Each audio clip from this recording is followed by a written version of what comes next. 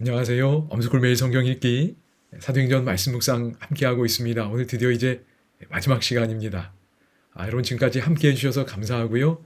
사도행전이 마치면 이어서 이제 사사기를 하려고 합니다. 그리고 구약의 이야기, 그 내러티브 문학을 좀 저도 연습하고 여러분에게도 그것이 유용하리라 생각이 돼서 좀 꾸준하게 해보려고 합니다. 2026년 한 해 동안요. 그래서 이게 이제 금요일 날 아마 이게 공개가 되고 마치고 토요일, 일요일 쉬고 또 바로 설 명절입니다. 그래서 설 명절이 끝나는 날 사사기 내용을 첫 시간 내용을 또 이제 올리고 이제 공개되도록 제가 아마 미리 올려놓겠지요. 그리고 목요일 아침부터 혹은 목요일부터 여러분이 보실 수 있도록 하면 될 것 같습니다. 아무쪼록 감사드리고요. 계속해서 여러분의 이 훈련이 멈추지 않기를 바랍니다. 단순히 듣는 것, 그것도 감사한 일이고 여러분에게 도움이 되겠지만, 여러분이 꼭 연습한다 생각하시고 계속 함께 해 주시면 고맙겠습니다. 아무쪼록 여러분에게 유익이 될 수 있기를 바라고, 여러분이 훈련한다는 마음으로 또 이렇게 계속 임해 주시면 좋을 것 같습니다. 여기 오늘 마지막 시간은 지난 시간에 이어서 이 제목 그냥 그대로 가지고 왔습니다. 여러분 사도행전 29장을 우리가 계속 쓰도록 강조하고 있는 것 두 가지 기억나시나요? 환대, 친절이었습니다. 꼭 그리스도인의 친절뿐만 아니라 비그리스도인들의 친절도 환대도 하나님께서 값지게 사용하셨음을 보게 됩니다. 그리고 또 하나는 정말 여러분 바울이 계속 섬기는 일을 했습니다. 그렇지요? 그 폭풍을 치는 그 배에서도 그렇게 섬겼고요. 또 멜리데 섬에서도 그렇게 섬기는 일을 했습니다. 멈추지 않고 계속 움직였습니다. 선교하는 일, 그것이 직접적이든 간접적이든 그는 계속해서 움직이는 열정을, 에너지를 가지고 있었습니다. 이 두 가지가 필요한 것 같아요. 오늘 이 마지막 시간에 이 환대 또 친절이 많이 나타나지는 않지만 이걸 기본 배경으로 이미 말씀드렸기 때문에 이제 멈추지 않는 바울의 열정, 또 선교의 모습 마지막으로 확인하면서 이제 마무리하려고 합니다. 여기 17절로 바꾸면 좋을 것 같은데요. 17절에서 31절 이렇게 크게 보면 바울의 로마에서의 선교 활동입니다. 로마에서의 선교 활동인데 그걸 이렇게 좀 세 부분으로 좀 나눠서 보면 좋을 것 같습니다. 17절에서 22절은 바울이 유대인을 자기가 머무는 집으로 초청합니다. 그리고 그들 앞에서 자신을 이렇게 변호합니다. 그렇지요? 그래서 바울이 유대인들 앞에서 자신을 변호하다. 이런 식으로 요약하면 되리라 생각이 됩니다. 그 다음에 23절에서 29절은 바울이 메시지도 전합니다. 그가 믿는 바를 그 메시지를 전하고 그리고 그 청중의 반응이 기록되어 있습니다. 그래서 바울이 메시지를 전하고 유대인 청중의 반응이 기록되어 있습니다. 그리고 30절, 31절은 열린 결말입니다. 바울의 사역의 계속. 끝난 게 없어요. 그냥 활동 중에 끝납니다. 그것이 사도행전 결말의 아주 중요한 특징이지요. 그래서 우리가 사도행전 29장을 쓰고 있다. 이렇게 이야기하곤 합니다. 이제 조금씩 간단하게 부분 보겠습니다. 그럼 바울은 로마에서 어떤 상태로 지내게 되나요? 맞습니다. 그러면 여기 16절에 보면 이제 16절부터 해도 되겠네요. 왜냐하면 16절에 로마에 도착하고 그 다음에 이야기가 진행되니까 16절이라고 하시면 되겠습니다. 죄송합니다. 제가 좀 착각했습니다. 16절에 로마에 들어갔습니다. 그래서 그 16절이 앞뒤 다 쓰일 수 있을 것 같아요. 도착한 것, 그 다음에 그때 어떤 상태인지. 바울에게는 자기를 지키는 한 군인과 함께 따로 있게 허락했습니다. 그러니까 감옥에 갇히지 않은 거지요. 그래서 가택 구금 혹은 가택 연금 이런 형편에 놓이게 되었습니다. 여러분 바울이 감옥에 갇히지 않았다는 사실, 형식적인 감옥이에요. 그의 고발이 얼마나 약한 것이었는지도 보여줍니다. 그리고 이것 또한 하나님의 은혜였으리라 생각이 됩니다. 그래서 비교적 자유롭게 복음을 계속 증거할 수 있었습니다. 여러분 바울이 로마에 도착했지요. 정말 정말 고생했잖아요. 정말 위험한 상황 많이 겪으면서 죽을 고생하면서 도착했습니다. 얼마나 힘들고 지쳤을까요? 그런데 사흘 만에 다시 시작했습니다. 그렇죠? 다시 움직였어요. 그 마음에 이 엔진이 있는 겁니다. 그리고 하나님이 계속 연료를 공급해 주셔요. 그러니까 계속 움직이는 겁니다.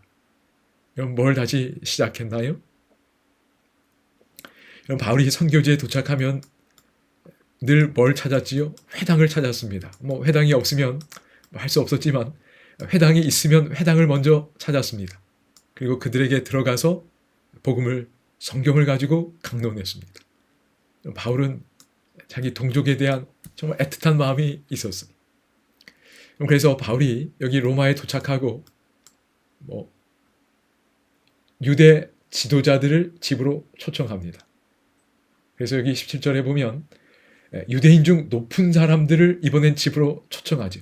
회당에 찾아갔던 그 마음 똑같다고 생각이 됩니다. 자기 동족들 먼저 초청한 겁니다. 선교 사역이 다시 시작되었습니다.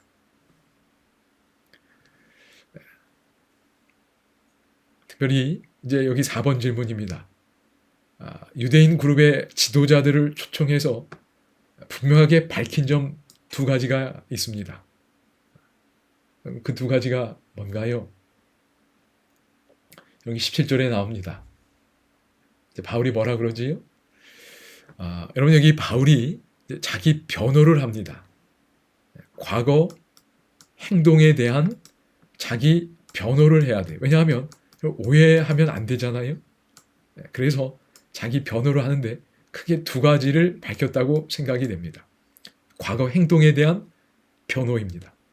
과거 행동에 대한 변호 첫 번째가 뭔가? 여러분 여기 뭐라 그러지요? 여러분 형제들아, 내가 17절입니다. 내가 이스라엘 백성이나 우리 조상의 관습을 배척한 일이 없다는 겁니다. 나 우리 조상의 관습에 대하여 배척한 행동 없다라고 분명하게 자기 자신을 밝힙니다. 이게 오해였었잖아요. 여러분 바울이 그렇게 하지 않았습니다. 그렇지요? 이방인들이 그렇게 할 필요가 없다고 그랬지. 유대인들을 향하여 할례를 행하지 말라거나 관습을 다 이렇게 무효로 돌리라거나 이런 거 이야기하지 않았어요. 존중했습니다. 불필요하게 그렇게 하지 않았어요. 그래서 우리 조상의 관습을 배척한 일이 없다라고 분명하게 자기 자신을 변호합니다. 밝힙니다. 그런 적 없다. 2번째, 또 뭐에 대해 변호합니까?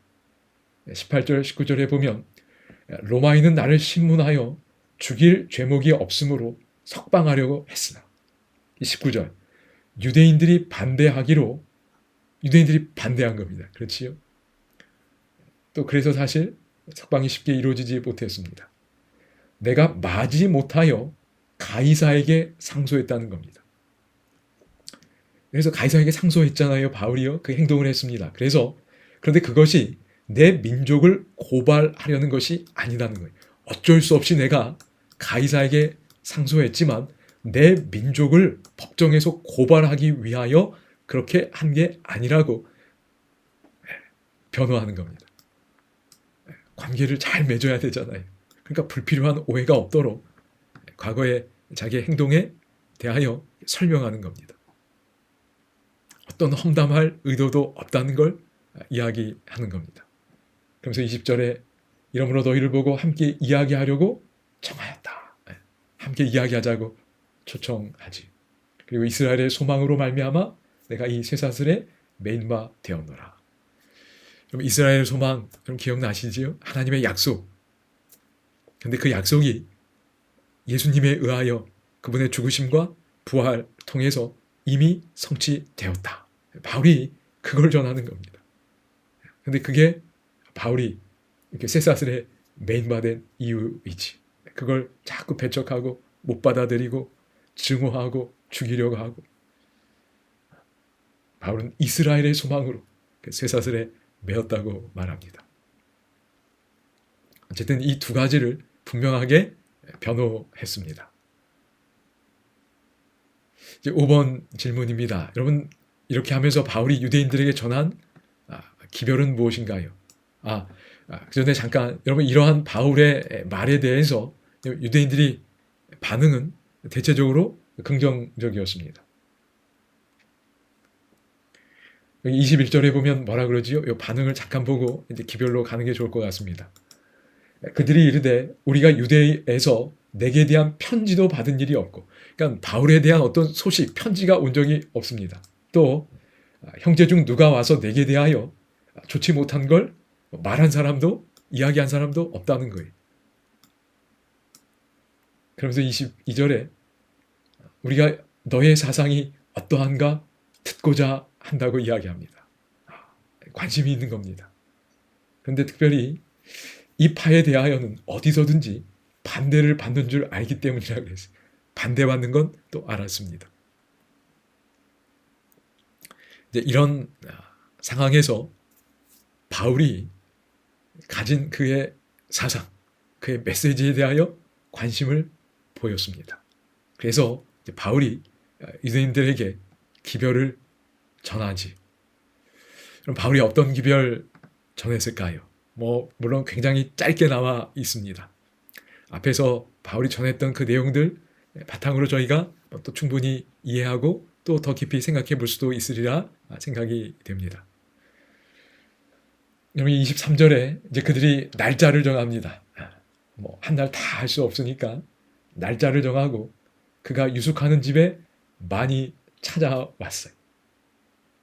바울이 아침부터 저녁까지 강론합니다. 성경을 설명합니다. 하나님의 나라를 증언하고, 하나님의 나라를 증언합니다. 여러분, 사도행전 1장에도 예수님이 40일 동안 부활하시고 승천하시기 전에 40일 동안 제자들에게 뭐 얘기하셨다고 돼 있지요? 그분이 살아계심을 자꾸 보이시면서 하나님 나라의 일을 이야기하셨습니다.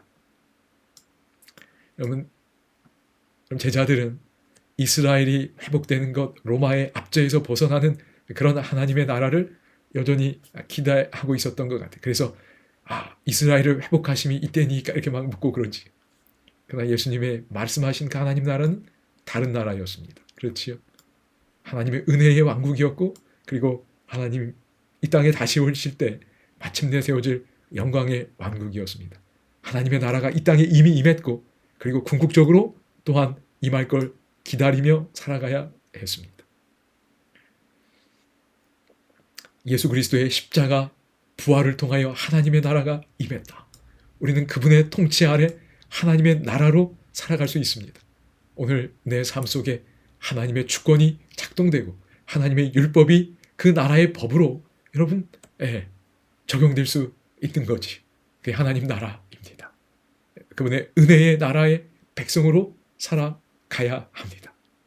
그렇게 그 나라를 맛보면서 정말 온전하게 실현된 그 사랑의 나라, 진리의 나라, 희망의 나라, 소망의 나라, 평안의 나라, 온전한 의의 그 나라를 제가 더욱 바라볼 수 있음을 믿습니다. 여러분, 여기서 경험이 돼야 이거 갈망하지 않을까요? 여러분, 이 하나님의 나라를 증거했습니다. 그리고 또 뭐 증거했지요? 모세의 율법과 선지자의 말을 가지고 예수에 대하여 권하더라. 이 하나님의 나라가 어떻게 임했고 어떻게 유지되고 마침내 궁극적으로 완성되는지 예수님이지. 예수님이 그 모든 거의 시작이고 끝이시고 그렇습니다. 그래서 그 모세의 율법, 선지자의 말, 그러니까 성경을 가지고 여러분 예수님을 증거했습니다. 우리가 경험의 영역에서 하나님의 나라를 맛볼 뿐만 아니라 성경을 가지고 더 분명하게 우리의 구주요, 우리의 창조주요, 우리의 심판자이신 그리스도에 대하여 더 분명하게 알아가야 할 것입니다. 이 두 가지를 전했다고 성경이 기록하고 있습니다. 여러분, 그런데 끝에도 한번 볼까요? 31절도 한번 보시기 바랍니다. 다시 한번 바울이 온 이태를 자기 셋집에 머물면서 자기에게 오는 사람을 다 영접하고 31절 마지막 구절입니다. 뭐를 전파하면요? 하나님의 나라를 전파하며. 그리고 또 뭐요? 주 예수 그리스도에 관한 것을, 모든 것을 담대하게 거침없이 가르치더라 그랬어요. 그러니까 이 두 가지입니다. 사도행전이 오늘 우리에게 마지막으로 요약해서 말하는 것, 바울이 유대인들에게, 그 자기 집에 찾아온 사람들에게 두 가지 얘기했어요. 하나님 나라 그리고 예수. 그러면서 31절에 그 두 가지가 계속해서 담대하게 거침없이 증거된 걸 우리에게 보여주고 있습니다. 오늘 우리도 이 기별을 더 깊이 생각하고 경험하고 전할 수 있는 하나님의 일꾼들, 하나님의 대변자들이 되면 좋겠습니다. 하나님이 그렇게 이루어 가실 줄로 믿습니다. 그럼 6번입니다. 바울이 전한 기별에 대해 유대인들이 어떤 반응 보였지요? 그리고 누가 강조하는 건 무엇인지요? 그럼 24절입니다. 24절에 보면 이렇게 이야기합니다. 그 말을 믿는 사람도 있고 그리고 믿지 않는 사람도 있다고 그랬어요. 여러분, 복음은 이렇게 늘 두 반응인 것 같아요. 이거 참 제가 다 설명할 수 없습니다. 참 믿는 것도 여러분 신비한 영역이고요. 저희가 이성적으로 다 설명할 수 없어요. 오늘 여러분이 이 믿음을 갖고 있는 거 다 설명하실 수 있나요? 그럼 저는 이거 설명 못할 것 같아요. 야, 내가 어떻게 이걸 믿고 있지? 어떻게 내 안에 이 믿음이 이렇게 심겨졌을까? 이 믿음이 어떻게 이렇게 자라고 있지? 신비의 영역입니다. 그런데 믿지 않는 것도 신비한 영역이에요. 내가 믿고 있는 것, 나에게 이토록 희망을 주고 나를 행복하게 하는 이 진리가 왜 다른 사람들에게는 이렇게 받아들여지지 못할까? 나에게는 이렇게 자명하게 느껴지는데, 보이는데 다른 사람들에게는 그렇게 보이지 않는가? 그럼 저희가 이거 다 알 수가 없어요. 그래서 믿음도 신비의 영역이고 믿지 못하는 것도 그런 것 같아요. 저희가 하나님께 다 하나님의 영역에 맡길 수밖에 없는 것 같습니다. 그리고 우리 하나님을 기뻐하고 찬양하며 오늘 우리도 하나님의 동역자가 되어서 어쨌든 이 기별, 이 믿음의 행복을 나누는 그냥 그 역할을 할 수밖에 없는 것 같습니다. 참 저희가 복음의 성경의 말씀에 설득되었다는 거 저는 너무너무 감사합니다. 이게 저에게는 너무 설득이 됐어요. 이제 더 분명히 깨달아야 가야겠지만 그렇습니다. 하나님께 감사드리고 이 은혜를 누리고 나누는 저희의 삶이 되기를 소망해 봅니다. 그게 사도행전 이야기이지. 여러분, 여기 특별히 강조하는 게 있습니다. 여러분, 복음은 이렇게 어쩔 수 없습니다. 갈라놓습니다. 그런데 사도행전이 강조하는 게 뭐지? 여기 보면 여기 이제 이사야서 말씀도 인용이 되는데요. 여기 28절 보시기 바랍니다. 바울이 뭘 강조하지요? 사도행전이 그런즉 하나님의 이 구원이 이방인에게로 보내어진 줄 알라 그랬어요. 듣고 보고 깨닫는 게 이게 놀라운 일인데 결국 그 복음은 이방인에게로 흘러갑니다. 근데 그들은 누군가? 저희가 다 설명할 수는 없지만 그들은 그것을 들으리라 그랬어요. 그러니까 복음은 자꾸 어디로 흘러가냐면 결국은 듣는 사람들에게로 흘러갑니다. 그러니까 들을 사람은 듣는다는 거예요. 여러분, 계시록에도 뭐라고 그러지? 귀 있는 자는 들을지어다. 하나님의 은혜입니다. 그래서 들을 사람은 들을 것이다. 이게 강조되고 있어요. 저희가 부정적인 반응 너무 낙담하지 않고 들을 사람은 들을 것이다. 반응할 사람은 반응할 것이다. 그게 사도행전의 강조점입니다. 그래서 30절에 바울이 그렇게 살아가는 겁니다. 자기에게 오는 사람을 다 영접하고 들을 사람들이 많이 왔겠지. 하나님의 나라 전파하고 주 예수 그리스도에 관한 모든 것을 담대하게 거침없이 가르쳤다고 말합니다. 이 내용이 강조되고 있습니다. 이제 마지막 질문입니다. 여러분 뭐 이미 봤지만 사도행전의 마지막 구절 이게 끝난 건가 싶잖아요. 그렇지요? 그냥 여전히 진행 중인데 끝이 납니다. 뭐 사도 바울의 죽음을 언급하지도 않고요. 어떤 결론적인 진술도 전혀 없습니다. 여러분 누가가 의도적으로 이렇게 기록했다고 생각이 됩니다. 왜 그랬을까요? 뭘 강조하고 싶었던 걸까요? 마지막으로. 여러분 앞서 첫 시간이나 앞부분에 이야기 드린 것처럼 사도행전은 여러분 누가복음하고 연결했었잖아요. 누가복음은 예수님이 이 땅에 오셔서 그의 가르치심을 또 그의 행하심을 시작하시고 십자가에서 부활하시고 승천하시기까지의 기록입니다. 근데 중요한 건 이 예수님의 이야기가 예수님은 이제 이 땅에 부재하십니다. 그렇지요? 하늘로 올라가셨어요. 예수님은 안 계시는데 그 예수님의 이야기가 어떻게 된다고요? 계속되는 게 사도행전 이야기입니다. 그분의 제자들을 통해서 그분을 믿는 그리스도인들을 통해서 예수님의 이야기가 계속되고 예수님의 가르침이 계속되고 예수님의 행하신 일들 치유와 회복의 이야기가 계속되는 겁니다. 그래서 언행전이라고 그랬죠. 예수님의 가르치심과 행하심이 계속되는 거예요. 그러니 사도행전이 여기서 결론되면 안 되는 겁니다. 예수님의 이야기는 계속돼야지.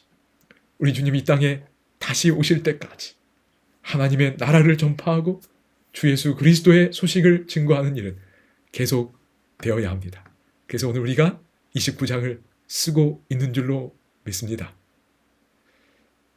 그럼 특별히 오순절 성령께서 혀 모양으로 임하셨지. 불의 혀 모양으로.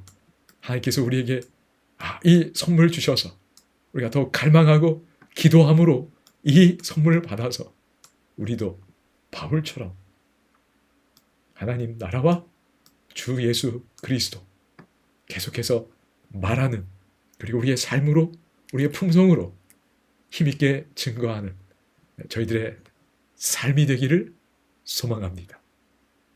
이 역사가 우리 모두에게 임하기를 소망하면서 사도행전 이제 모든 묵상의 내용을 마감하도록 하겠습니다. 제가 마지막 찬양을 어떤 걸 고를까 고심했습니다. 근데 제가 아는 찬양이 많지가 않아서요. 사도행전 1장 8절 스크립처송이 있습니다. 그거 마지막으로 들으면서 God is on the move 계속 지금도 움직이고 계신다는 것 다시 한번 확인하면 좋겠고요. 그 다음에 정말 하나님 나라에서 살고 있고 마침내 그 나라 임할 걸 소망하면서 우리 즐거운 노래 같이 부르세 그 찬양 들려드리고 싶습니다. 여러분 감사합니다.